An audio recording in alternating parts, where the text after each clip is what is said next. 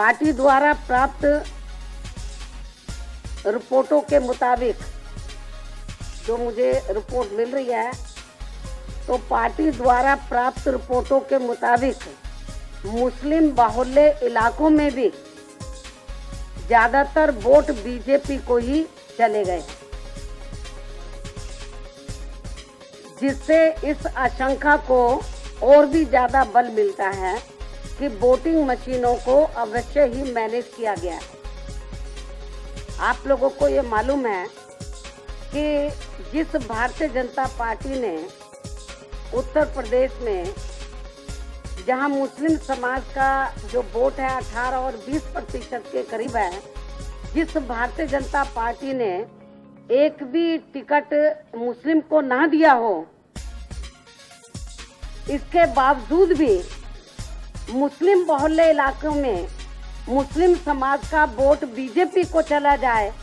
क्या आप लोगों के गले के नीचे से ये उतर रहा है? हमारी पार्टी के लोगों के, मैं समझती हूँ कि पूरे दुनिया में भी यदि ये बात उनके सामने रख दी जाए तो उनके गले के नीचे से नहीं उतरेगी। सन 2014 के लोकसभा आम चुनाव के समय में भी, खासकर उत्तर प्रदेश के चुनाव परिणाम के संबंध में भी इसी प्रकार की आशंका जताई गई थी।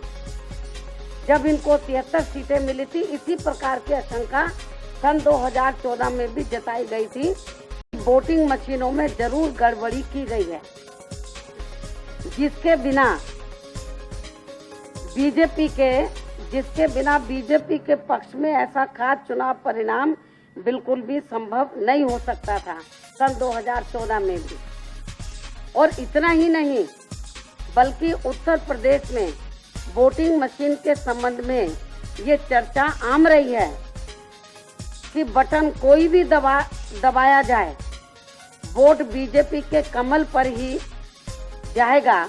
परंतु उस समय इन बातों पर ज्यादा ध्यान नहीं दिया गया,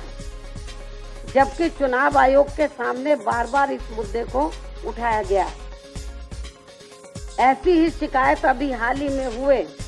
महाराष्ट्र नगर पालिका चुनाव में भी वोटिंग मशीन में गड़बड़ी के संबंध में की गई थी।